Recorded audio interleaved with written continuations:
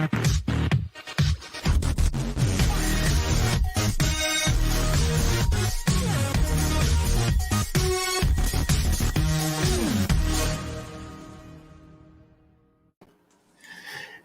and welcome to the Ink Panels Graphic Novel Book Club, and this is Jennifer's pick for February, and it is Ice Cream Man by W. Maxwell Prince and Martin Morazzo from Image Comics. Jennifer, why don't you introduce your book? Okay, so I feel like whenever I introduce these, I'm like, it's really good. You should be reading it. But I feel like this one is a little bit more nuanced than that. Excuse me. I actually avoided Ice Cream Man for the longest time because I had no clue what it was about. And the covers don't necessarily do it justice, right?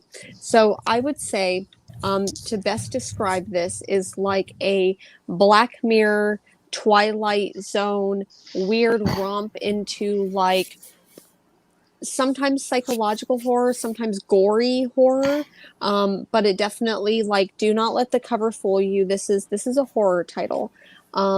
Each issue is like a little it's like a different story each issue. It's an anthology, and it's really weird and it's fucked up. That's my best review. It's really weird and it's fucked up, and you should read it. I always said it's kind of like Tales from the Crypt, but the Ice Cream Man is the Crypt Keeper. Mm-hmm. He's the constant in the stories. We have the cups going from issue 1 to issue 2. So we're having that was the all right. So I didn't even know what Ice Cream Man was until the other day that I make a drawing of ice cream cone with some melted ice cream that looks like a skull, and someone, it reminds me of Ice Cream Man, and I love Ice Cream Man, and I need to read Ice Cream Man apparently. And then you decided that it was going to be this big, and I was like, all right, so this is the opportunity. So I learned about Ice Cream Man like a few months ago, maybe like 2 months ago. I had no idea what to expect. But when I started reading it, knowing that it was an anthology, I was like, okay, so what is it? What is that? When I started the second issue, I was like, okay, so it's completely different. The second issue is completely different set of characters. How is this connected? And then I saw that the cups are on the second issue, so I'm guessing that. Not guessing, we see the cups later on. Yeah. I haven't read past this. This trade only has like 4 issues, I think. Yeah, it's 4 issues. Which was disappointing. I think we just hit issue 23 this week. Okay. That sounds about right, yeah. It weirdly gets more fucked up the further on the series goes. Oh my God, really? There's a Dr. Seuss issue where they do a nursery rhyme about smoking crack. Yeah. It's W. Maxwell Prince like loves to push the fucking boundaries, and you read haha like or haha. Yes, I read the first issue the other day. Was actually surprised. I was actually surprised that I enjoy it. It was like the Joker movie, but more falling down. Yeah.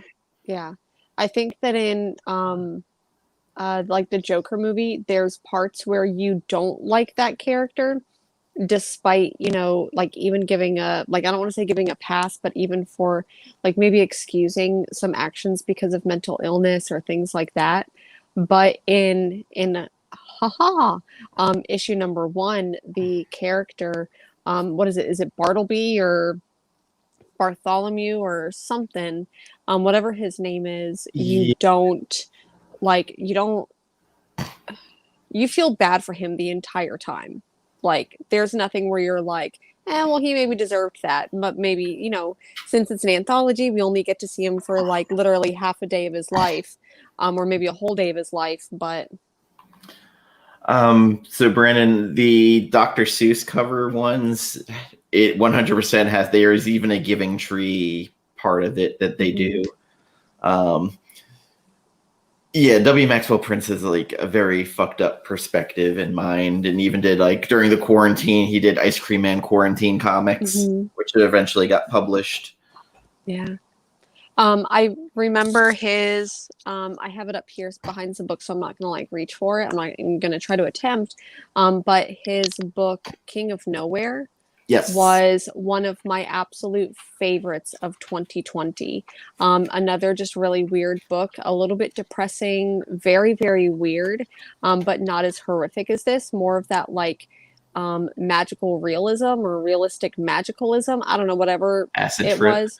Acid Trip, yeah, 100%. And I really enjoyed W. Maxwell Prince's King of Nowhere. Also really enjoyed Ice Cream Man. Also really enjoyed Haha.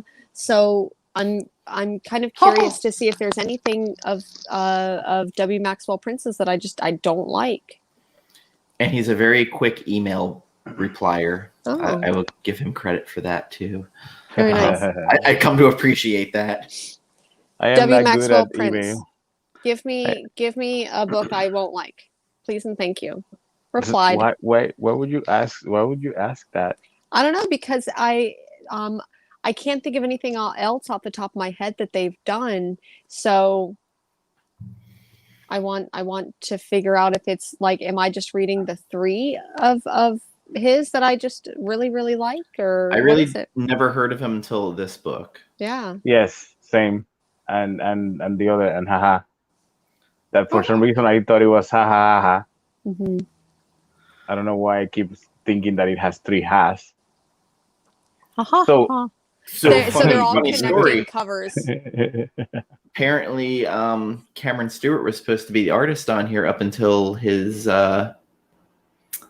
little grooming problem. Yeah. Oh yeah? Mm-hmm. Yeah. I did not know that. Where did you learn that? Just while I was looking up Maxwell Prince's bibliography. It came out stuff about Cameron Stewart came out about probably like 5 or 6 months ago. A couple people were, and this was right around like the same week that stuff about Warren Ellis was coming out. It was the same fucking day. I remember stuff about that. Warren Ellis was coming out. So I think that because a lot more women and people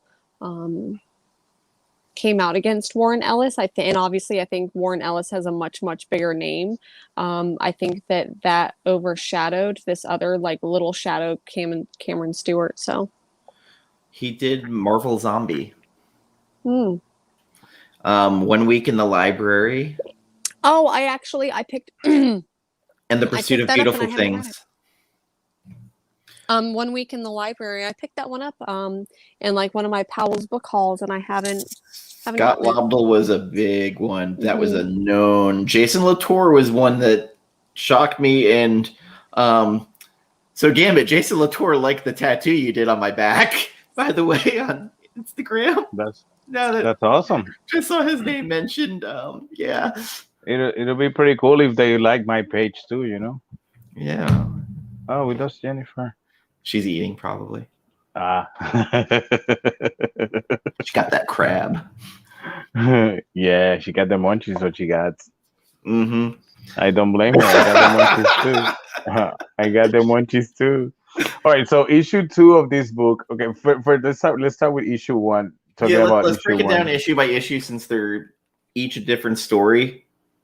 Yes. I got arachnophobia vibes a little bit. Yeah, because what was the little the spider had a name. The most venomous, and it can leave you with a giant erection during Rupert. death. The spider's name was Rupert. Yes. Okay, so the only thing about issue number 1, the spider thing is something that always it's in the back of my mind. I hate spiders. I don't like spiders. They creep me out. I just can't handle them, right? So that alone made that first issue a little bit uncomfortable to handle. But what I couldn't handle was this panel where they draw the skeleton of the cat, and the skeleton has the ears. The ears. That's the only thing about that issue that legit skin right off. Bother me. It's like, wait, what? It looks like the lady was carrying one of those fake skeletons that you buy at Spirit of Halloween or something like that. Like Mhm. I don't know if that was done on purpose to tell you that the lady was just crazy, or if it Yeah. was just that he decided to just draw that for shits and giggles. That's that was the only thing that I was like, wait, is the lady crazy? Because later on we learned that there is an actual creature in the woods, and it's, can I say it? I will spoil it. And we see that it's the ice cream man turning into that howling thing. Where is it? It's right at the end. There it is. Turns into that pretty cool, horrific thing. So So, was the lady carrying a fake skeleton, or she didn't know, or was that she was supposed to be carrying a skeleton, like really skeleton, a real skeleton, cat so skeleton? this spider is like a I'm not son of sure. a bitch. Not only will it Yes. cause loss of muscle control, strange contortions, painful inflammations, crippling instant paralysis, and in some cases, priapism. What is priapism, you say? Well, for the layperson, an absolutely lethal and unprovoked, never-ending erection. That'll If kill you.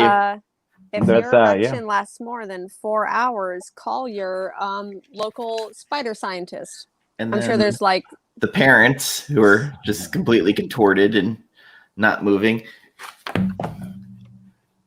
Yes. What is I do up, the Roscoe? okay.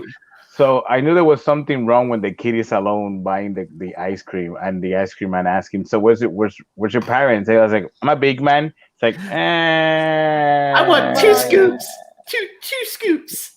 that was like that kid is something awful. I'm sure that kid is something awful. I think for me, the one of the panels that maybe not necessarily like got me like the panel or anything that uh I don't know, because there's a lot in this book, but the one that really gets me, there's this moment when the kid is walking into his house, and The he like clothespin. is putting a clothespin on his nose. Yeah. And like if you've ever walked into a space that just has an overwhelming scent to it, like you've been there before, where it's just like, so just imagine what this kid has to do to, like, he's obviously living in unbearable conditions. And the reason why that panel spoke to me is because when it comes to horror in the comic book medium, for me, like I get horror movies because you've got spacing, like timing, and you've got pacing, and you've got music, and you can do the lighting, where in comics, like, you don't really have that. But to have that, like, kind of triggered, like, to me, that triggers something in my memory of when I've walked into places that do not smell good, and I'm like it's revolting, and you just want to like vomit. So for me, like just having something that subtle, like trigger something in me, I don't know if that necessarily goes. The credit should go to the writing, or the credit should go to the artist, but or whether it was intentional or not. But I thought that It's was very interesting. subtle. Where you at some point have walked into some place that smelled horrible. Yeah, yeah. There is two panels in here where like the female detective's like, "What's your name, kid?" He goes, "Byron," and she lays down. He goes, "Fuck you, Byron." Yeah, I don't. I love that. I love that. The panel thing. I'm pretty sure it's not on purpose. It's the only way that you can convey that there's That something like smelling horrible. That there's a very nasty smell. And that's just telling you it's continuing from that. I'm a big boy. I want to scoop some on my ice cream. And you mhm, see him getting into his house, and immediately he's putting those things, and you know that okay, someone's dead, but you don't know is that did he kill them, mhm, or did he just found them dead and decided to just not do anything or say anything about it. yeah, Because we know the spider is what killed them, but did the kid let the spider out on purpose? Was that yeah. was so yeah, fuck you, Byron. Fuck you, Byron. The last two pages of this, where like we kind of see a little bit more of the ice cream man with his fangs and his eyes, where he's like full creeper mode, and then he gets in the truck and then rides off. And I'm like, okay, Mhm. like this is very like Tales from the Crypt, where it's like come here, Spider. You're an ice cream cone now. Let's get the fuck out.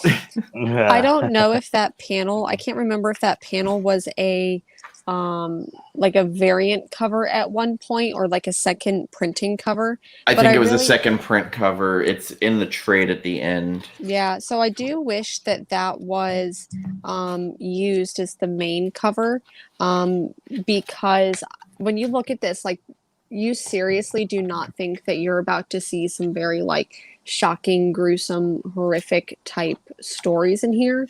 So No. I do wish that that had been the cover, and I think more people would have caught on to Ice Cream Man. This And is the. It's the Yeah. spider with. Mhm. Even there, I feel like that's like too subtle. I do really wish that we had gotten some of the like wacky artwork, or at least that.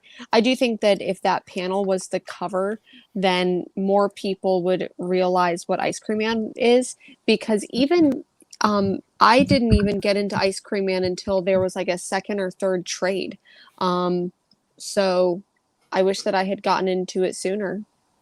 Yeah, I agree that a cover like this would not have called my attention at all. Mm-mm. Like, No, I remember Diamond, like, their solicitation told you fucking jack shit because it came out and I was like, what the fuck is this? Like, why do I want Ice Cream Man? Like, why? What is this? is that a problem with Image at the when it comes to promoting their products? Because I've noticed this is not the first time that we get a book that we know nothing about, that we Mhm. haven't seen anywhere, and we only learn about it because of word of mouth. And I feel like this Image is in a position right now where they can spend money promoting their books. Yeah. Well, this was also a problem with Die because when Die came out, Image, like, in their solicitation time, it was, it's Goth Jumanji. I'm like, well, what the fuck does that mean? And then they had like a 5-page preview. I was like, okay, I get this now. But reading that like description, I was like, Goth Jumanji, like what? And to me, like, it's gone way past Goth Jumanji. Like, that to me is like a tiny little blurb into what it is. Oh no, Brandon, we don't promote certain writers. We promote Mirka Andolfo in all her fucking endeavors. I think honestly, I think that maybe what they've done is that they've hit what Image has done is they're less about marketing an actual story, and they're marketing a title's ability to sell covers is what they've done. Because for things like Mercy that had beautiful covers, but the inside just didn't do it. And Brandon, like, you can attest to this, man. Like, you know that Mercy was not fun. It's a beautiful book. It went to however many fucking printings, but the book didn't have any actual substance to it, in my opinion. So Die just needs to die. Issue Which, 20, 5 spoiler issues. alert, issue 20. Who called Is it? that it's going to be the last issue? Yes, which makes perfect sense. D20. Oh, awesome! No, of course it makes sense. Oh, I love it when a story has an ending. And I just want to point out Brandon's comment about, like, you got to be Scott Snyder, Rick Remender, or Donny Cates. And I feel I would also add to this list Cullen Bunn, because I feel like there was a point where Cullen Bunn had like 4 titles going on. Maybe it was different publishers, but like Cold Spots and God, there was like several Cullen Bunn stories going on at once. Mark Millar also like will get every promotion known to man, even when he's like barely involved. Yeah, but in the case of Mark, that's a big name. Yeah. So I get it, you know, but we also they also should spend some money promoting the other up and coming artists, and not that, and I don't think that they're all up and coming, because Image I'm pretty sure doesn't give the opportunity to print just to anyone, you know. Kirkman got away with it because he basically had to lie to them to get away with it, you know. But it's not like they give publishing deals to anyone that comes with a comic book idea. It's not Netflix. Well, like for Jen and I, we got infuriated because like Mercy got every bit of like promotion possible. Yeah. And then, And you know, Decorum. Philadelphia comes out, gets nothing, like not even a blurb. Yeah. Again, Yeah, another book where they didn't know how to promote it. Exactly. It's sad that I learn of good books like this one because of word of mouth only, not because. But what if I was someone that doesn't interact with many people that read comic books? You know, how would I learn of these things if I don't see a promotion for it? I You have know, an if I don't answer learn for about you. it. I have an answer for you. Like and subscribe and hit that notification bell, fam. There you go. I Then do. that's how you do it. And smash that like button for the homies. So another thing that I feel like I've seen recently is that Image lately fucking loves to give stories about strong female protagonists to like an all male creative team. By the way, Mars, I was buying Stray Dogs no matter what because of that fucking Silence of the Lambs cover. Mm-hmm. You don't do that cover without like making me have to buy it because you put something really cute and a really fucking creeped out homage cover. So like talking about the whole promotion thing, I know we're getting off the subject here, but like I admire the hell out of what Josh Williamson did and Steve Orlando, where they just took control of their own shit and went on Twitter and every other social media thing to the point where like Steve Orlando was like, hey, who wants to talk about this book? I will send you preview copies of everything. And like where we're getting currently from him. Yeah. And Josh Williamson with Nailbiter, like he basically was like doing the Twitter version of knocking on everybody's doors. Mm-hmm. He was sending PDFs to 3 months out to comic shops that wanted to see what it was. He was doing giveaways every week to see who was reading it. I mean, and that's why I was a guest at a podcast not a few weeks ago. And one of the things that we were talking about as a freelance artist is do we need to be published to be successful in this industry?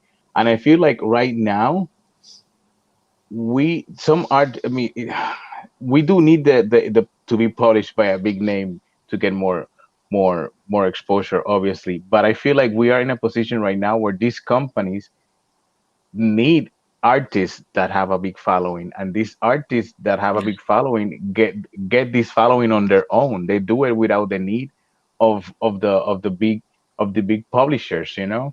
And especially when the big publishers all have like house style art that doesn't unless you're doing a cover or variant, like a lot of times with Marvel and DC, they don't care about the inside art. So the most original stuff out right now, Aftershock, Vault. Mm-hmm. Scout some books, but Aftershock all of a sudden the last 3 months have put out like solid book after solid book. Like Hollow Heart that just came out from, was it Vault? Mm-hmm. So good. Fucking great. Not familiar with that. Not familiar with those. To your point, Gambit, with not watching the show. Like with wanting artists, like I think that a lot, like and this is like going off the rails, but I think it's important to talk about. Like, I think that was a point in my comic book reading and comic book collecting, is following artists and following writers that I appreciated, not just being like character driven, like, oh, there's a new Flash book out, or there's a new, whatever superhero. And I think that was a like turning point, was following artists. And how do artists do that? How do they do self-promotion without conventions too? Because we haven't really had conventions this last year to promote your work, and Gambit and I grew up in the artists are king, like literally, like when Image first formed, that was the height of my collecting, and it was like I said a lot of fucking like hot takes back then, like nothing's ever gonna be better than right now. McFarlane, Lee. No, I Why, mean, Phil? so how do Bad time. these artists promote themselves like they've been doing it before getting. So there's a lot of artists that the reason they're working by these companies is because they already had the exposure. And these companies were like, okay, we need these people on our side because they bring followers. And it's true, you hire one of these artists that has a big following on social media that's never been known, it's never been published by any mainstream or ever been published, but has a ridiculous amount of followers, and you put them on a book and it's guaranteed to sell at least one more book, and Mhm. one more sale is one more sale. Derek Chu, Art Germ, and a couple of the other international artists all got found from ArtStation and DeviantArt, and DC decided to hire them for covers. Like, so, I mean, they used that platform and, gained a lot of followers, and their art started getting, I would, distributed out. as a self-described deviant art kid, when I was in like middle and high school and like afterwards, Dead Journal.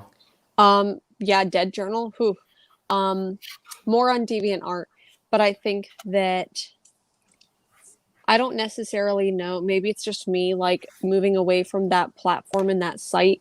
I don't necessarily see, um, hey hack, I don't necessarily see DeviantArt as a platform for those, but I could be wrong. I mean, but But DeviantArt is 20 years ago. yeah, Yeah, like The, ArtStation for the international artists, there's like, really took off. Mhm. there's our station. There's a shit ton of other places that you can put your artwork out there. And I once you think reach a once you reach a decent follower, if you're a very good artist, your art is gonna reach areas that you never thought it was going to reach. I think that for artists now, you definitely have to have an Instagram following too. Like I would say that is more important than having like a DeviantArt, ArtStation, anything like that, because the general public is going to be on Instagram and find your artwork. But I Yes. think that for places like that, like DeviantArt, ArtStation, it's only going to be other artists on that platform, right? So Insta. Insta, I'm and to Mars's point, Twitter. I'm not like, I just don't like Twitter. I think that it moves too fast for me. Twitter is not Um, a good place for. It's not a good place for artists. I By the say it's way, we're Instagram. seeing the second stage of COVID now with no Like, season of no for artists. There's oh, no convention season, so all of a mhm, sudden I'm seeing these guys who don't do commission lists Hmm. mhm, starting to open up. Like the nail biter artist just opened his up today. Ricardo mhm. Federici opened his up. Sean Gordon Murphy was auctioning off his one for the year for $3K. Yikes. Yeah, if you get Yeah. it, get it. Like, Yeah. I'm not gonna. One Gonna commission a year for $3,000. You have That to to me be in doesn't a. sound like a solid business model, because as much as like right now, I'd Sean cash Murphy's it. a little bit cringy to me. But I do, You'll always I have your would moment say with him. I will always have my Carl Sagan whale moment with Sean Murphy, where we talked about like a million moms in North Carolina, but that's I that's like I 10 think years ago. I think that's not a bad business model. And that means that he doesn't need the commissions to survive. That means that he's in a stage where he can afford not having commissions. One, two, it keeps the value of his art high because it's not easy to get it. So I mean, I think if you are in a position where you can say I don't need commissions, fuck yeah, man. Yeah. That's I would love to have power that to you. problem. Thank you for Yes. our industry TED talk right Yeah. now. Right. We kind of get away from the book. But I mean, it started out as this book was not promoted. Like you see the picture of the ice cream man, but you had no idea what it Just was. yeah. And this is a bigger problem, I think, for comics and retailers when they're going to order of like, what exactly is this book? Like a sentence in Diamond or whatever ordering catalog. does That's not help nothing. you. Like, it doesn't Mhm. help a retailer know what they're going to order. Right. It's very annoying. So going to issue 2, we Fucking cringy as fuck. dude, right? That one was depressing. That one was depressing as fuck. So this is a story about addicts. Touchy subject. How they meet, where their love and romance goes, where I'm not gonna say it was oh god, what was that movie with Jared Leto in it? Requiem for a Dream. Yes. Oh, I haven't seen that movie. Yeah, I know. Yeah. I've stayed away from it on purpose. You know, I don't blame keep it you. that way. Yeah. There's a part of me that's like, what? How could you have not watched that? Savor that moment. Savor that Yeah. innocence. Lose that innocence when you watch the 4 hours of Zack Snyder's Justice League going, what the fuck? I'm actually looking forward to watching that. Out of curiosity more than anything. I'll watch it, and then I'll have Kong versus Godzilla to wash it right out of my mouth a week later. And we get Falcon Winter Soldier the day after. I hope that it's good. I hope that it exceeds everyone's expectations just for shits and giggles. You know, that people go and see it. The people see it and be like, "Holy shit, we were fucking wrong." I mean, nobody's gonna say that. You know, Give it an Oscar. Nobody's gonna say that. But I hope that people go like slowly start talking about the movie. You know, like you know what movie I enjoyed, the new version of Justice League. It was a little bit long, but damn, was it worth it? You know, I hope that happens. But you know, reality is usually not what we expect or hope. So let me not get too excited about it. Okay, so issue 2, the junkie steals the ice cream truck and then barrels into an old couple. Kills the old man. Just some super dark shit. Again, this was not an issue I loved. She kills the old man in the car with the accident, and then she gets out of the car and points a gun at the lady, and she said, "What are you gonna do? Shoot me?" And she goes like, "Blam!" And she fucking kills the lady there, cold-blooded. What? And then the ice cream man's sitting in the chair in their house. He's like, "Well, Jim here's not looking so hot." Yeah. I think that the most, and this is something that I maybe just caught now on my other reread, but I think that we're referring to this woman who steals the car as the junkie, but in reality, like the old man is a pill popper. Like he's just as much of a junkie as she is. So I think that that's something that like even I didn't get from the first read.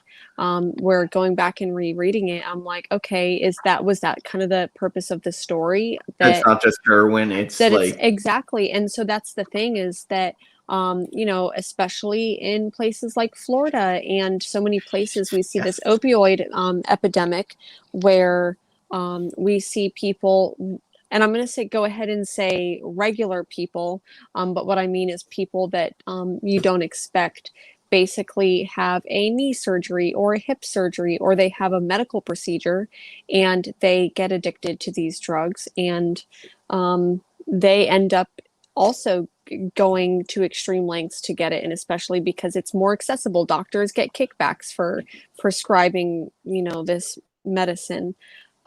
So I think that was a really, to me, that was the point of this one, was to say that it's not just the people who look like junkies who are junkies, but like this old man is literally saying here, like, I'm high as a kite. So who's the real junkie here? And the ice cream man's like, I got the best you've ever had. Purer than pure. Make the other stuff look like microwave dinners, but here's the rub. There's only enough for one person, I'm afraid. You're the recent and harried fugitive, so go ahead. It's a real humdinger, right? And she kills herself, basically, from overdose. Because it's the best of the best. But her boyfriend ends up going to rehab and detox, and he gets his shit together and gets his coin. And then he throws it into the lake. Not the lake. Just it's not just the Pond. lake. It's their favorite part of the in the park. The favorite part in the park where they used to shoot together. You know. Mhm. Now, issue 3. You look at the first page, good old fashioned vanilla, and you see middle aged dad with a like steampunk guitar. Yes, the weirdest guitar ever. And they're Weird, you know, for showing my kids. like old time like Ed Sullivan shit, and the Ice Cream Man is basically the lead singer. Is that the Ice Cream Man, the one that's singing there? Yes. Because I thought it was. I thought because this is that band, the Rockettes. That's the band where the old man used to be playing. I thought that was the old man when he was young, Okay. and Well, it looks like the Ice That's what Cream I Man thought the way they too. parted the that's hair. And especially the that's creepy smile on, like if this is the yeah, page yeah, that yeah, you're referring to, Yes. like it yeah, yeah. does kind of like with the same hair and the same kind of smile. But I thought it was the old man. No, but the idea is that that's the old man in his younger days when he was a famous rock and roller. You know, We when get he this did his panel of creepy Ice one Cream hit Man. wonder. That one this issue kind of hit me a little bit close to home. Oh, I kind of get it, you know, as a musician or as an artist, creating something that gets out of your hand like that, then Mhm. you have the expectation, you have the pressure that you have to deliver something equally good.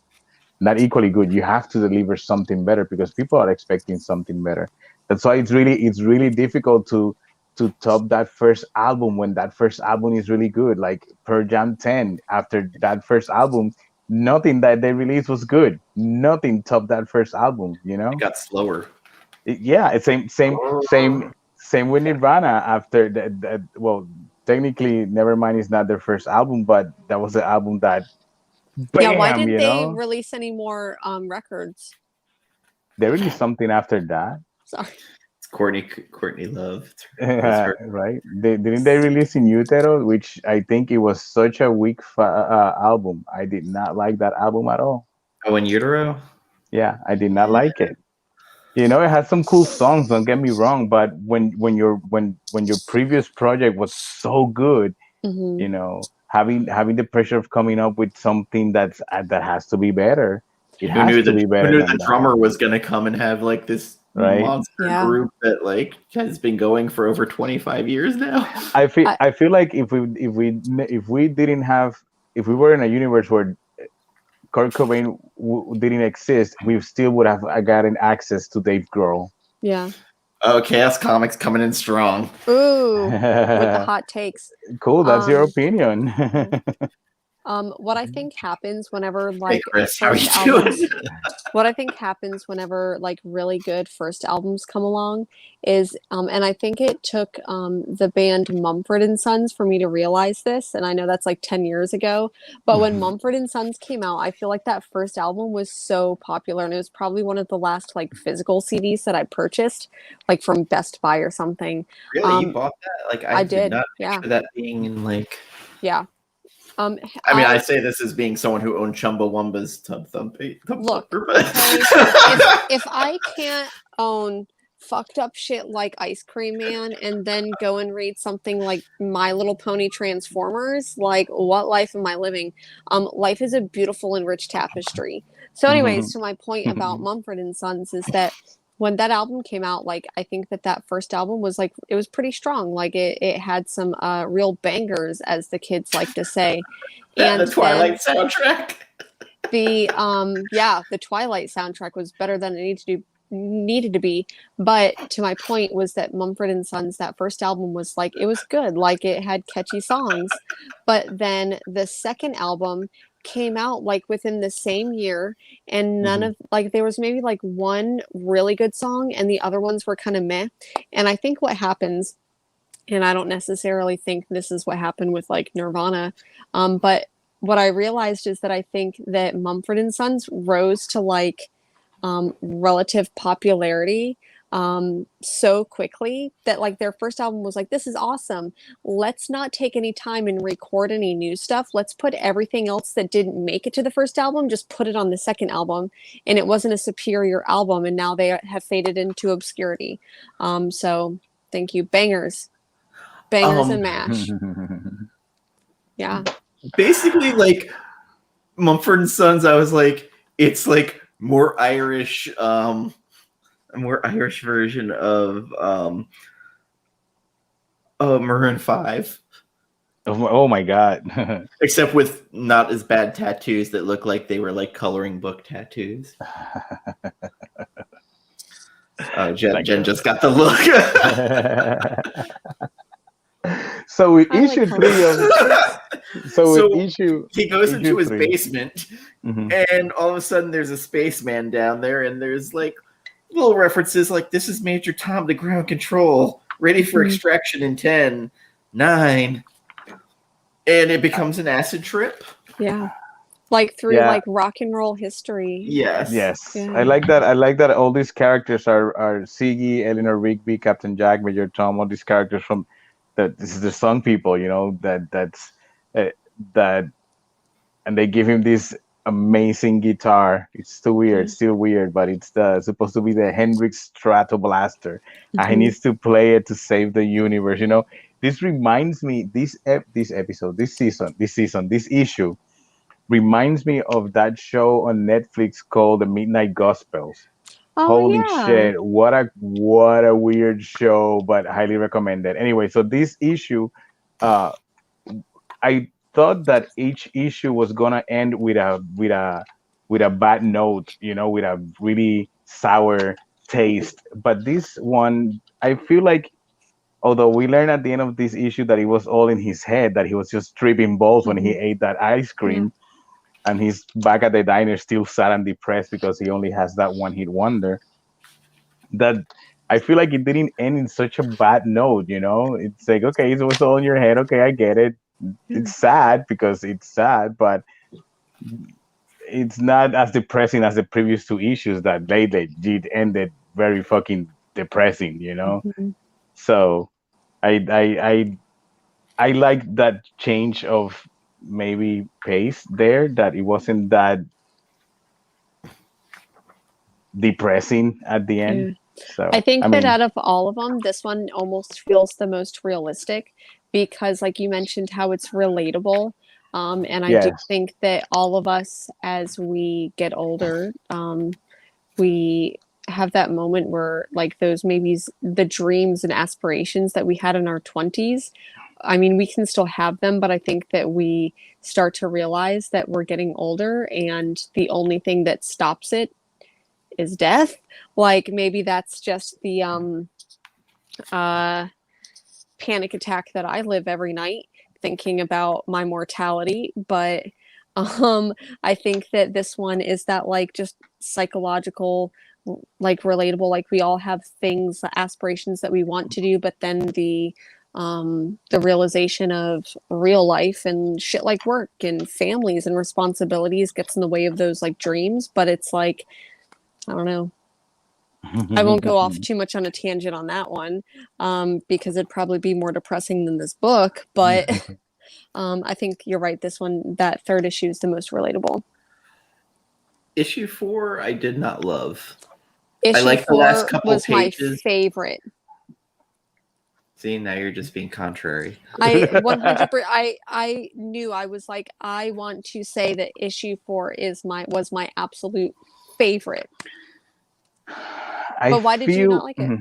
Yes, I mean, the beginning part up until it got to the torture chamber, and maybe that's just says a lot about me.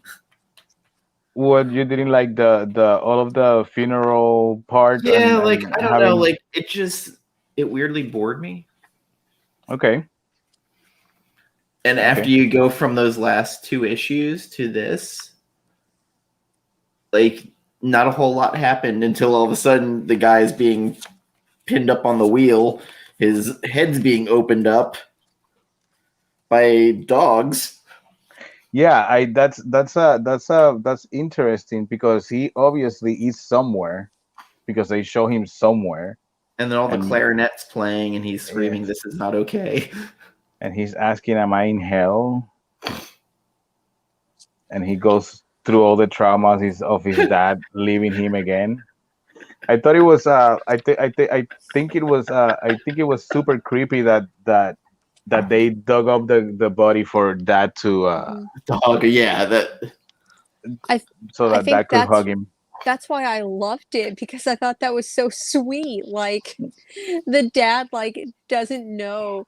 I don't know, this his son is like clearly in hell, like getting tortured for all of eternity. And he's like, I just wanna hug him one last time. I thought that was sweet. Why Um, was his son being tortured though?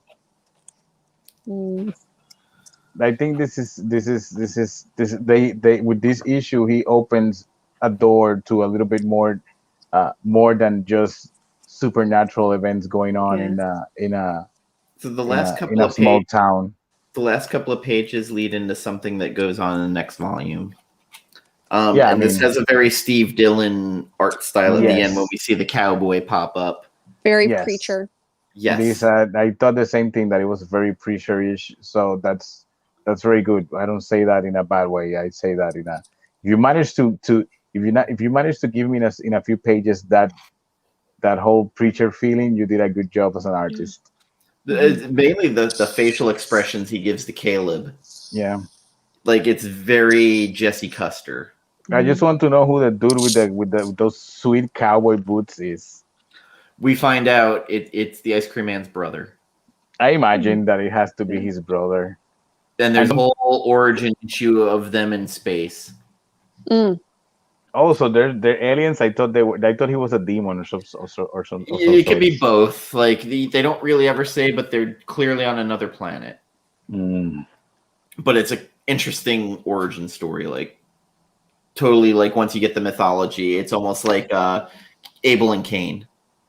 All right, that's what I imagined at first. That's what I imagined at first, but then I realized that if the name is Caleb, not Cain or Abel, so But yes, sweet, Mm. sweet cowboy boots. yes, so Sweet, sweet sweet, cowboy sweet boots. cowboy boots.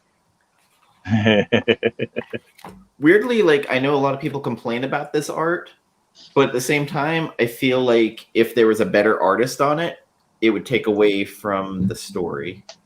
I agree. I You think might that, focus too much on it. and I'm also glad that it's because it's the same artist throughout the whole book. Yes. Where I do think that whenever Haha comes out and is ultimately collected, which I'm sure it will be, will that be jarring for people to read, or will people, because with this one, I feel like you don't necessarily need to read it in the order of one, two, three, four, but I think that it makes sense in this way, Yes. where I've only read 2 issues of Haha, and I can't necessarily. You can see a little bit of a different timeline in it, but until I see the next 2 issues, I won't know.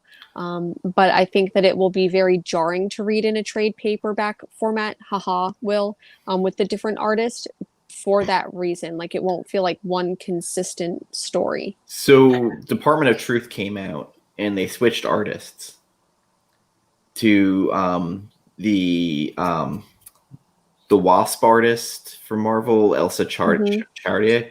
Yeah, who It's does November? it's jarring the switch from art from Simmons to her though. Like Is that in this issue, the the issue that newest came one, out today? yes. Okay. I actually ended up getting my comics this week, but I haven't been able to read them yet. So I just flipped through it real fast when I picked up my books today. Most of my books and $10 for the first trade. I yeah, decided to do that so I don't have to open my issues again. yep. I haven't Um, been to the comic book store in like 2 weeks. Ah, well, it's I always hit and miss when I go to the store what I'm actually going to get and what he's put on eBay. So, you know, Yeah. which is usually a lot. Anywho, so what would you rate this book or would you recommend? Hmm. I feel like I would 100% recommend this. However, I would not recommend it I wouldn't recommend it for someone who is just starting to get into comics. Like if they're like, you know, I want to get into comics. What should I read, Jennifer? Like this probably wouldn't be one of the ones I'd recommend. I would recommend it to someone who likes horror. I would also recommend it to someone who likes weird sci-fi books. I'd probably recommend it to, and I would give it a solid like 8.5 out of 10. It definitely made my top 10 horror books from the last 10-year list. So I would recommend it. Gambit? I would recommend it to someone who has already had read comic books before, or someone who has not read comic books but likes horror movies. Yeah. You know, if you like horror movies and you want to get into comic books, I think it's a fun book to give to someone. I feel like it's easy to follow, it's easy to read. You don't need much, you know. And if all you want is some creepy stories, you get some creepy stories, you know. I enjoy it. Thank you, Roscoe. I enjoy it. I would recommend it. I would give it an 8 out of 10, easy. For me, definitely someone who liked anthologies and wasn't looking for like a storyline that's going to carry on. I think that could be jarring for some people that want like continuity, where really the Ice Cream Man is the continuity, but not the story itself. Yeah. For the most part. Horror, like if you like Tales from the Crypt or Creep Show, shit like that, like I think it would definitely be in the wheelhouse. As far as if you're a superhero book fan, I would not recommend this. No. Yeah, and if you want to drop some acid and read something fucked up, then yeah, and if someone was even going from like Marvel and DC primarily and wanted to like dip their toe into indie, like I wouldn't recommend this either. Black Hammer, like 100% would be the first book I recommend. But it's still a fantastic book. Just because I wouldn't necessarily recommend it to everyone, it's still a fantastic book. Ice Cream Man is great. Yeah, I'm sitting at about an 8, and it's one of those ones as the trades go on, I feel it almost gets better. Like Maxwell Prince starts getting out of his comfort area, if that's possible. And again, like we mentioned it earlier, King of Nowhere. Like fantastic. If you want to read a book where like he just goes fucking wild on, and the art matches, like check that book out. And even King of Nowhere, as I was reading that like single issue by single issue, maybe it's because I also had the comparison of Mercy that I read each month and had no clue what the fuck was going on. I feel like King of Nowhere, I had no clue what was going on, but I was invested in the characters. Like I liked the characters and wanted to figure out the same mystery that they were figuring out at the same time. And it ended up just being so endearing, and it was a great story. King of Nowhere was. And Brandon, like you hit the nail on the head. Like Saga is I recommend that more than I recommend any other book. But I always have to do like, do you like having your heart broken? Yeah. Because motherfucker, by the time you get to like issue 15, you'll be like, yeah. Yeah. So this is like totally, if someone liked this book, is there something else you'd recommend for someone who might like this or be comparable to it? I feel like right now, people would like Department of Truth in a completely different way. Maybe it's just because Department of Truth is like kind of on my brain right now, at the forefront of my brain. But I feel like if you like Ice Cream Man, I feel like you would like Department of Truth. Because I don't want to recommend something that is exactly the same, right? Because then that just gets boring.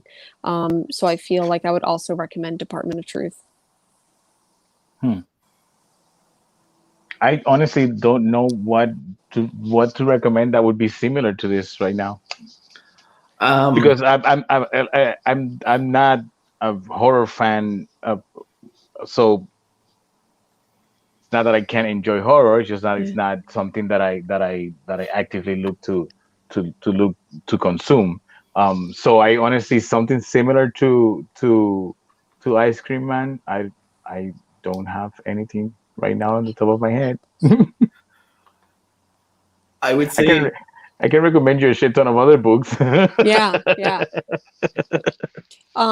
Sorry, what's so funny is today I had like I feel like it was a transformative experience and I just have to like shout it out.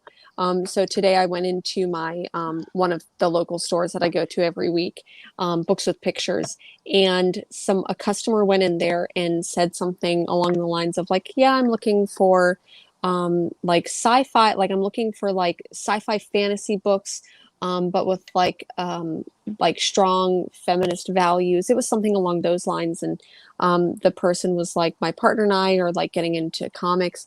And I kid you not, like the owner of Books with Pictures, Katie, went into like superwoman mode and like her powers were just like fucking activated.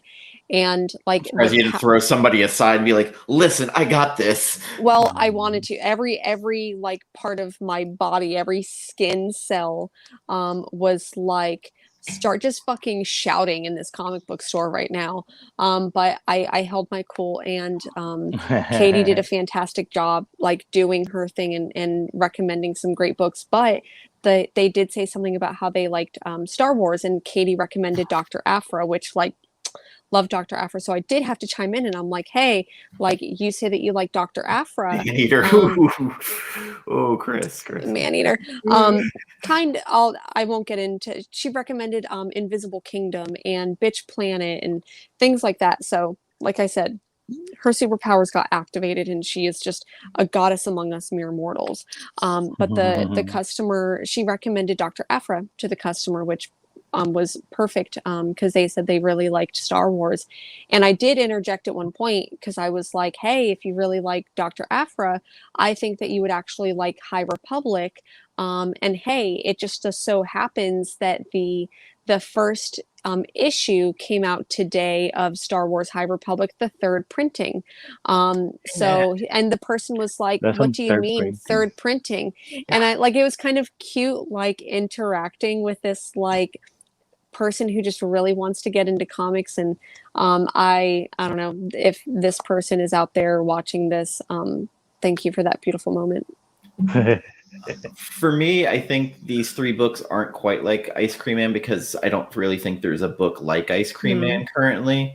I would probably go ahead and I would recommend, if they want an older series with some issues under the belt, Nailbiter, the first couple of volumes. That's a good, yeah. If they wanted a new series, Maniac of New York. Yeah. 100%. And that one you can pick up as single. Oh, sorry. Go on with your next one. And then if they just wanted straight horror, like 30 Days of Night, if they've never read it, I think that's a staple at this point. In my opinion, I could be wrong. I've never read it. I've never read 30 Days of Night. I would say for the vampire genre, like 30 Days of Night and Philadelphia are the two biggest books to come out in the last 20 years or 25 years. Damn. I would say like what if someone did I think about this moment often that I had when I was back in high school, and someone who was also into comic books, who was a friend, said something to me. They were picking up Fables at the time, and they were picking it up like single issue by single issue. And I remember I was just reading like the first or second like trade, and they are like, don't ever get addicted to buying single issues. And Matt, where am I now? Did you know this, Jen? Dr. Aphra's in the Star Wars board game? I did not know that. But I'm not like tapped into like anything really Star Wars. So but you will be. We'll see. I've only got enough brain power.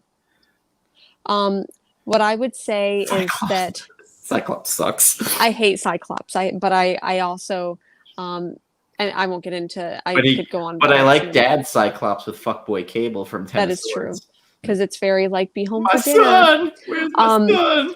I think that if someone like, how do you recommend Ice Cream Man? So it's like if someone said they liked Department of Truth, or someone said that they liked Nail Biter, would I then recommend Ice Cream Man, or would I recommend Ice Cream Man because they're looking for like some creepy horror stuff? I would recommend it, but then I think I would have them read Ice Cream Man, and then depending on whether they like it or not, I might go ahead.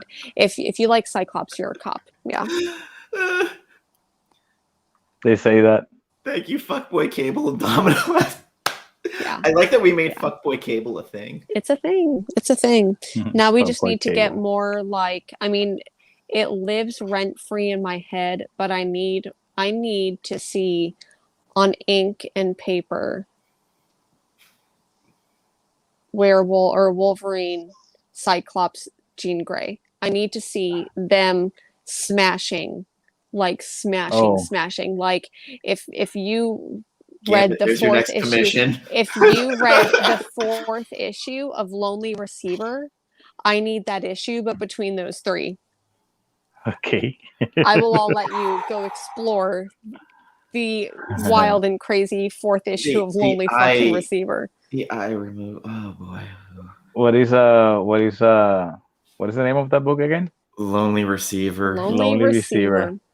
That's So from it was so issues. good. No, I think it was 5 or 6. But issue 4, like it's basically about someone. The best way I could describe it is that someone falls in love with like their Siri device, and they have this operation to be like connected with them, and it's basically their assistant, their lover, So it's their basically partner. that Joaquin Phoenix movie, Her, Yeah. except So with an actual robot. So then this Siri assistant ends up leaving them, and they kind of go on like this crazy, like they just go nuts. Sorry, I got interrupted. Brandon, we do need to see a mutant threesome. We do. Well, no, actually, they've kind of alluded to it that like I'm saying they alluded to it. No, Cable has fucked all of the cuckoos. I need to see smashing. Why? Because man, there's really only so much like Transformers My Little Pony that I can read before I'm like, I need smut. Oh, Chris, come on, man. Gambit needs to switch sativa. He's falling asleep. Oh goodness. Wow. Wow. Oh. I am not falling asleep. I am working on a commission as we talk. So put that bad boy up on screen. Is that Barbalian? No. No, it's Silver Surfer. Okay, sorry. It's a Silver Surfer black ink and watercolors. Which, if you'd like to get a commission, you can go to gambitsink.com. Yeah. I'm a little bit behind. I'm actually a little bit behind on my commissions right now. That's why I'm working on this commission while we're talking about Ice Cream Man. We also have something that Gambit made for the channel. Yeah, I mean, it's still in sketch stages. I know which one of the 3 that you're gonna show. Sorry, continue, and then I'll say what I have to say. Hold on. Oh, he's good looking for it. It's like, are you there? Did I lose the connection again? Okay, and that's gonna be it. I don't know which one we're gonna use, but it's probably gonna be on shirts. Yes. So we will have merch. I will have stickers made and shirts made available soon. And also to announce the March book club, the worst kept secret known to man right now. It wouldn't have been spoiled if it wasn't for me just listening in on John on Saturday, a couple Saturdays ago, because and like I fucking Victoria. love his... Oh well, I didn't even hear it from. I purely saw it because of John. Yeah. So for March, we have avoided some of the bigger authors. Yes. We've talked about them a lot, but we haven't hit on them. There's one author I don't know if we'll ever get to because I don't know if Jen will be able to tolerate it. Who is it? Rick Remender? No. Who? Gambit and I have done a Rick Remender book. Frank Miller. Yeah, I might skip that one. Honestly, I feel like I would need you on there. I wouldn't do Dark Knight Returns. I'll be there, but only to just like probably just trash. No, it'd be like Old Daredevil. Okay, like that I could handle. So Alan Moore has been an author we've talked about. He lives Many in times. hills, and he's a hobbit. He's Merlin. He is a mall Santa. He's everything. He might be immortal. We don't know. I hate that he hates that Watchmen keeps being done and added to, and he just wants it to die. So Man, how bitter do you have to be to hate your own because he wants to products own now, it. man? He wants them to stop reprinting it. Yeah. Because if they don't reprint it for a year, he gets ownership back. Yeah, well, Up the contract is. there are better ways to fighting that than trashing your own work, He's not really trashing it. He just wants it. He doesn't want people adding to it. He just wants it to exist as it was. Yeah. I understand that. Keep poking. So I was a Puritan at some point in my life, and I thought that was one of those books that you didn't need to add anything or write anything before or after that, Yeah. It would be super easy for us to do Watchmen. Yeah, that would be too easy. It'd be too basic bitch for us. Too obvious. We are doing Saga of the Swamp Thing, Volume 1. My boyfriend. I love Swamp Thing. This is the beginning of the Alan Moore run when he took over. It was originally published under the Anatomy lesson. Mm-hmm.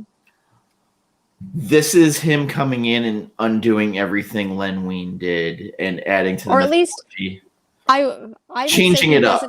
The status quo. Literally ties the loose ends. That is literally what he is doing.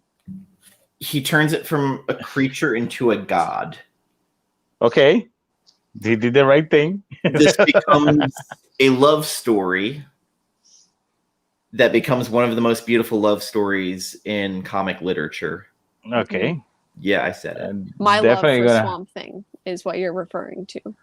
Oh, your love for Swamp Thing. Yes. Pure lust for Swamp Thing. So this is probably one of the most important DC books ever published. Jesus. I have not read it. I have it and I have not read it yet. Well, that's the point of a graphic novel book club, right? Is to read the books that you have, but you've never gotten to. Exactly. And I just keep adding books to the list because we always get new ideas to read. So I don't think that, actually, I'm pretty sure of it.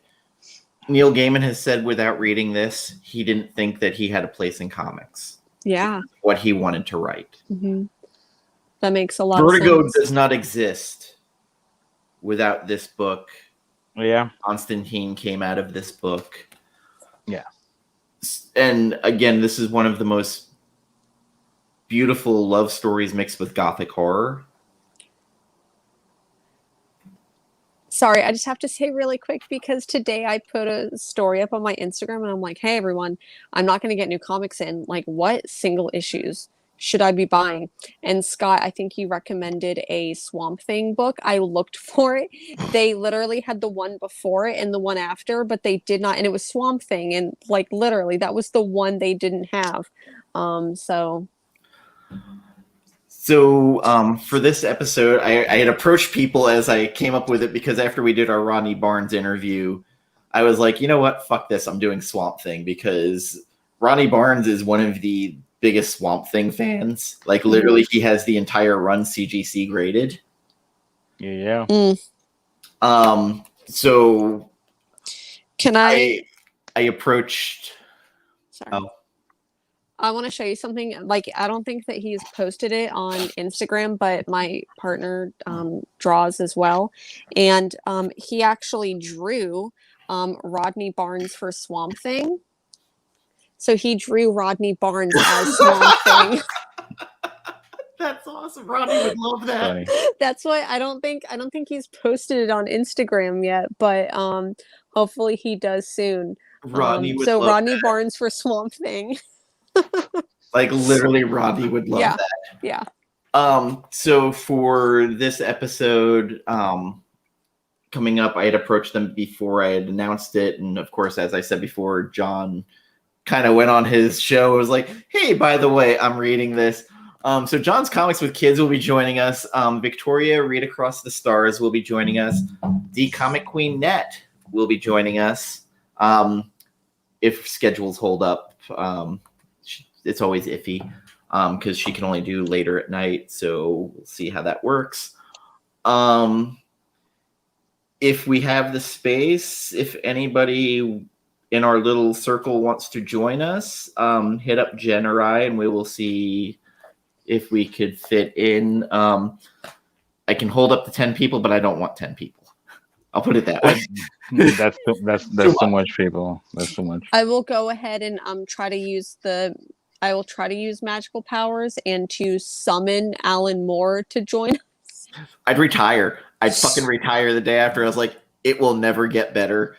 And I do just want to let you know, because people were asking for it in the chat, or not necessarily asking, but Powell's.com. Powell's has issues of Swamp Thing available locally. So Oregon, we got you. Also, in stock trades, it's $14.99. Okay. You can get from there.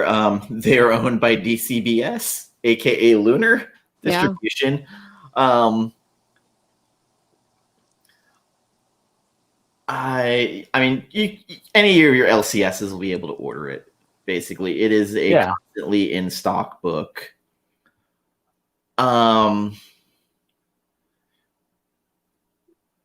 Sorry, my cat's getting into shit, so I'm like, go get that.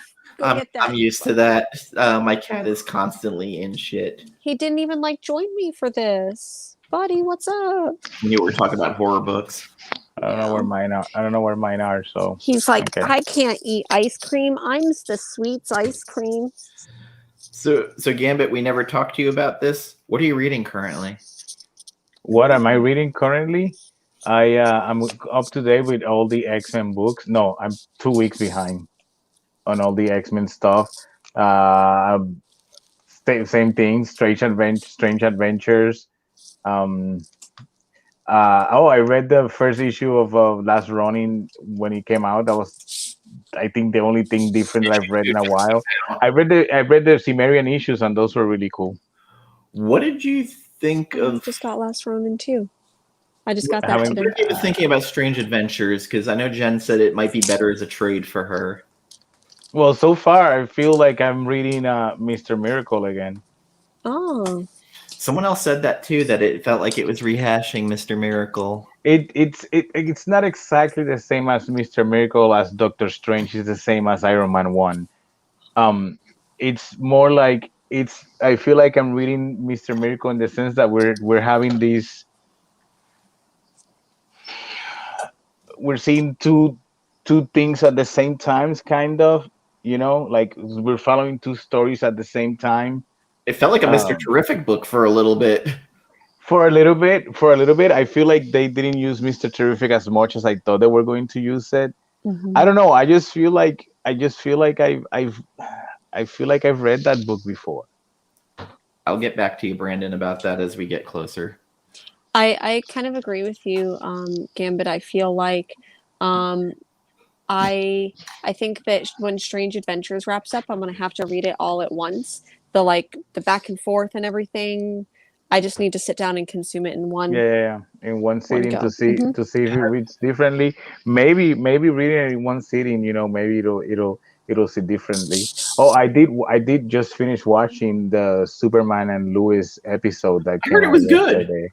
It was actually way better than I was expecting. I am legit surprised.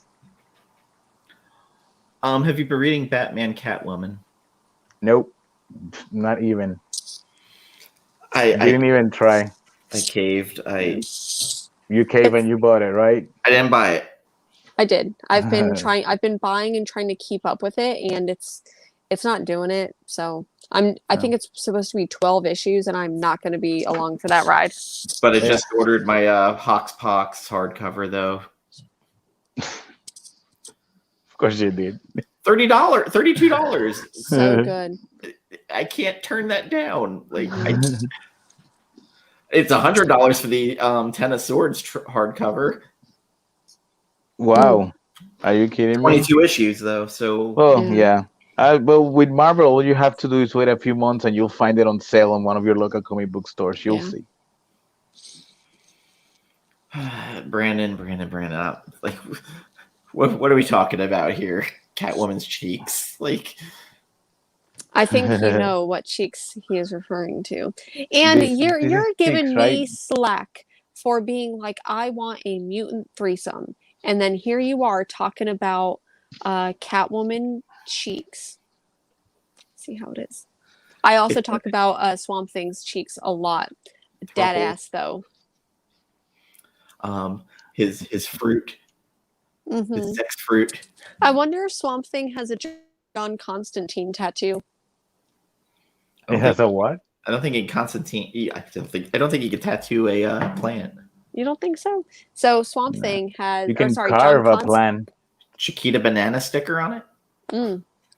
So Constantine has a Swamp Thing tattoo on his ass because Constantine was like inhabited by Swamp Thing to procreate or to have a physical relationship, whatever. And then there's a little tree tattoo. So I just imagine that there's a Constantine tattoo. Like it's just like a cigarette, like a half smoked cigarette being put out. That's what it looks like on Swamp. That's the John Constantine tattoo that Swamp Thing has. Multiple had a threesome with himself. That's just masturbating, Scott. I'm here for this conversation. I was going to say I'm just drunk enough, but in all honesty, like 100% sober having this conversation. The last Batman Catwoman, I was all about their daughter, the new Batwoman, They didn't really say if she's Batgirl. Okay, so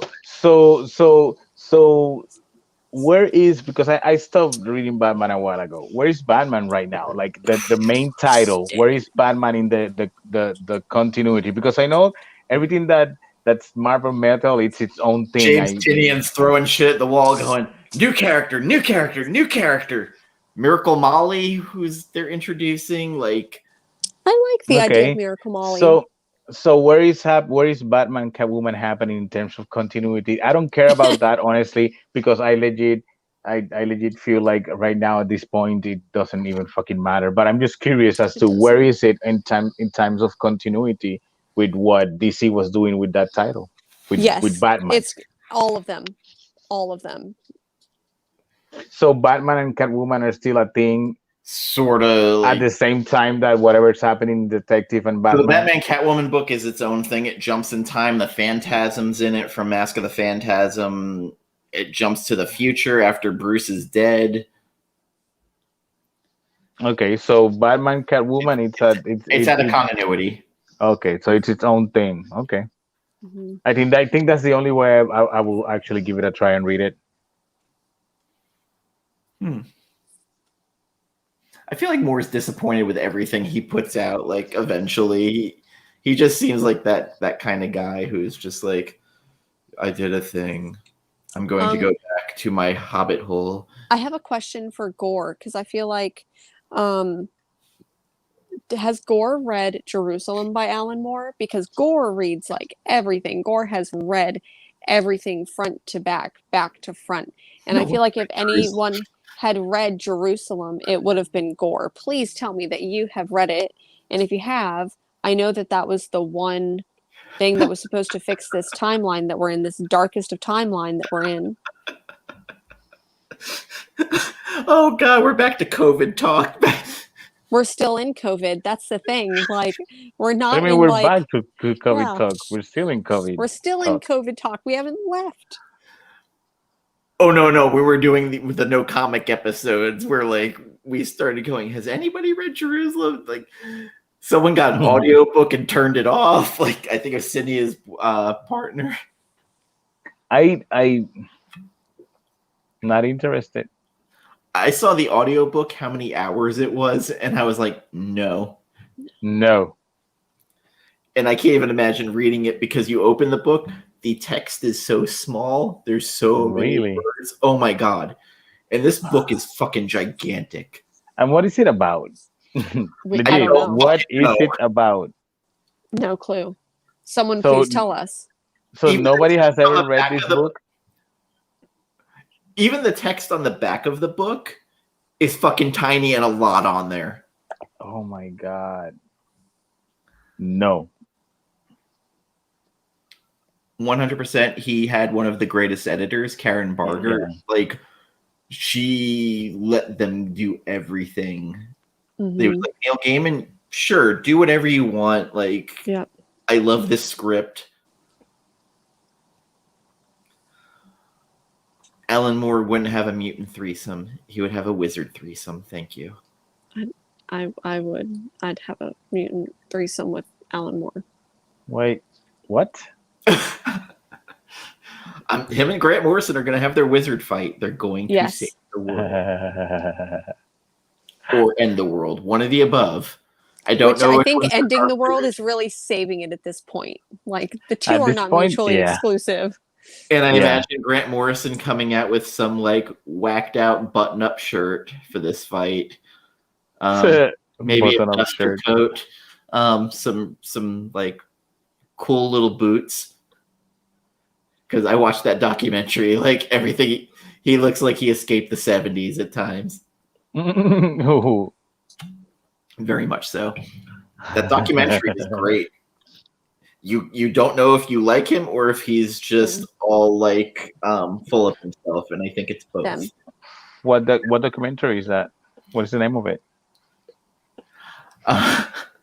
Talking with Gods. Oh, Talking with Gods. Okay, I missed that. Sorry. It's check Grant that one out. Morrison Talking with Gods.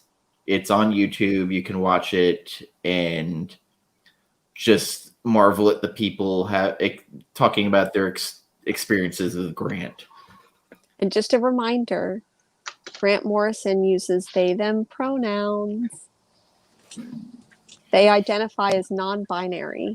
That is true. That is true. Do you think he really does identify, or if he's or they them? Grant is doing it for shock value. Why would Because why he would they do seems that like for? Grant seems like the type of person that would do that. Yeah, but you don't get to decide that. I'm not saying that. I know, but that's what you're inferring. Like, I don't think that anyone who. No, my answer is no. No, big No. I don't think anyone would do it for the shock value. Even Grant Morrison. I think that someone would do. I think that someone would do that for just to be in. Like for real. I'm not saying that he's I don't doing think it, so. but No. I'm not saying that he's doing it. But I think that someone would say something like that at some point. We will find an asshole that would do that at some point. Shit, didn't we have an editor that tried to pass off as a black woman and it turns out that she wasn't.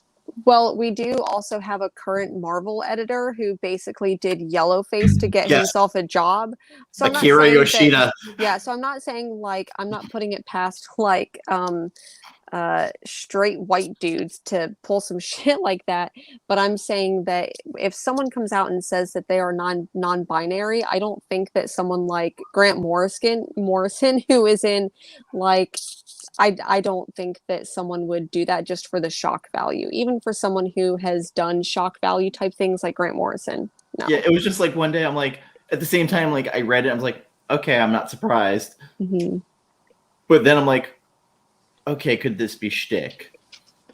But I think that if someone says that they identify a certain way, it's not up to anyone else to decide that. It's up to you to respect that pronoun choice. Oh no, definitely. Yeah, definitely. So if Grant Morrison identifies as non-binary and uses they them pronouns, then yes, we should respect that. And I think that having the question of do you think that they're doing it for shock value not only delegitimizes them, it also delegitimizes anyone else who says that they are using the pronouns that they are using. I think Grant that is ultimately also someone who has done publicity stunts before. It's just a question to put out there. Yeah. but I think it's a silly question, to be quite honest. Okay. I don't think that he's doing it for shock value. I do think that there's people capable of doing that. There is people capable of doing that. There's legit no reason to think that there isn't someone out there who will be capable of doing something like that. I don't think that Morrison is doing it for shock value. That's not what I'm saying. But I do believe that there's people capable of any atrocity that can come to your head. Yeah. There's people capable of doing worse things that's saying that for shock value. Why wouldn't someone do that just to be an asshole? You know what I mean? Yeah, but I think that if we only bring up like, hey, is this person saying that they identify as non-binary, only as shock value, I think that delegitimizes, because then that becomes the narrative of anytime someone says that they identify as someone other than what the world perceives them, then I think that then that becomes the narrative, right? Because then one person says, hey, I now identify differently, like I'm using different pronouns today than I did as yesterday. Then the conversation we're having in the back of our head is, well, are they just doing it for shock value, regardless of whether or not they are a public figure or not?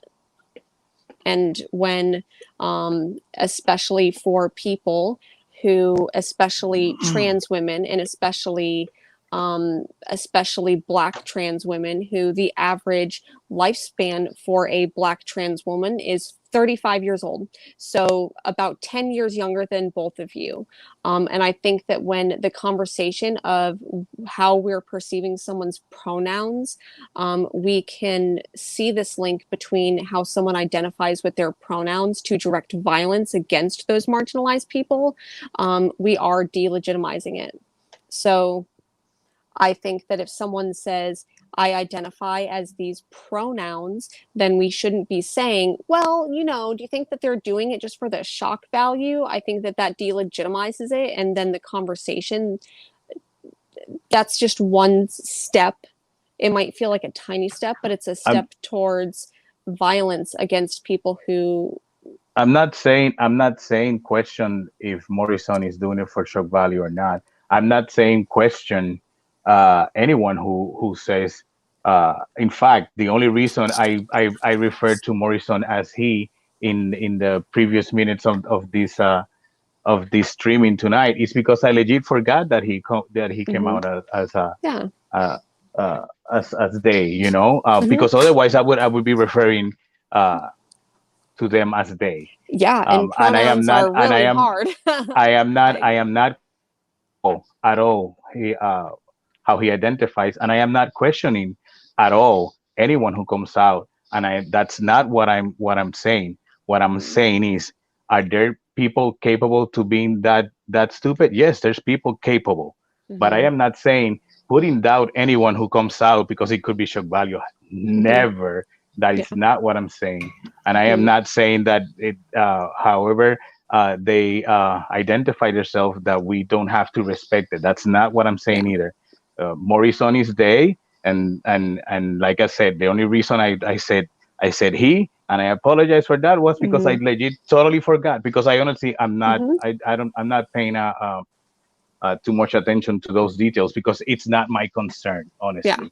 I trip over the grammar constantly, because you train to say it a certain way, and then certainly. And I try to say the name. I try to just say the first name as much as possible, just because it's easier. So just to be super clear, no, I am not disrespecting how he identifies or trying to diminish anything, any of that. I am saying that there's people capable of doing atrocities like that. Oh, 100%. 100%. And that's my point in this conversation. Yeah, I understand. Because I agree with you. But the question that was posed was not, do you think that some people identify as them even though they don't really identify as that? It was, do you think that Grant Morrison is doing it just for the sake of doing it for shock value? That was the question that was posed. Yeah, I said it. So I think that when it comes to respecting pronouns, it's just they use they, them pronouns. They identify as non-binary, and it's for us to respect that. Okay. It was just a general question because Grant seems like they would do it to. You think that he's capable to do something of the sort? Somewhat, yes. Somewhat, yes. And I could be totally wrong. Like, it just came out of nowhere. It was just news, and again, I was like, oh, I'm not surprised, but like, I was surprised. I'm not gonna lie, I was surprised. Not because it bothered me or anything like that. It's like, really, I did not see that. I did not see that coming. And one of my friends was like, dude, what? Really? Are you blind? And yes, I am. Apparently I am, because nobody was surprised by it. Again, it does not affect me at all. No. It doesn't make me less of a fan, or it doesn't make me more of a fan. That's their decision, and I support their decision, and I respect their decision. And I know Jen's 100% mad at me right now. We'll talk. Well, we're in the 1 hour and a half mark of the show anyway, so yeah. So this seems like a cliff that we fell off of. I fell off of. So we are not doing the live show Friday because well, I guess they're not late comics now, but anyway, I already announced we're going dark. You can catch Jen Friday night with Kira and the Kid, and Sunday with Mars doing casual comics. And on tomorrow, I'll be doing Tag Team Thursday with Rod, Just the Ricanist Comics, Old Wolf, John's Comics with Kids. I think Brandon's there tomorrow with us again, and No Good Comics, Justin. And next month, we'll be doing Swamp Thing. And Gambit, you can catch on gambitsinc.com or Gambit on Instagram. And Brandon, according to Rod, you're on this week, so I don't you know. should check that. You should check that out. You should check that out. Think that you have anything else going on, Jen? No, not that I can think of off the top of my head. Yeah. And Friday and Sunday. Yeah. If you want commissions, Gambit's behind on. Go ahead and check out. Go ahead, like, comment, subscribe. Gambit's YouTube channel is also down in the links below. And everything is Gambit Sync. It's easy to find. Yes, except on YouTube, it's Gambit''S Inc. Well, that's how you're supposed to write Gambit's Inc. The only reason I don't put the apostrophe everyone else is because if you search it on YouTube any other way, you will just find every interview you did it's okay. for Puerto Rico Comic Con. I have to look that up. So with that being said, going to sign off and take my ass whipping offline.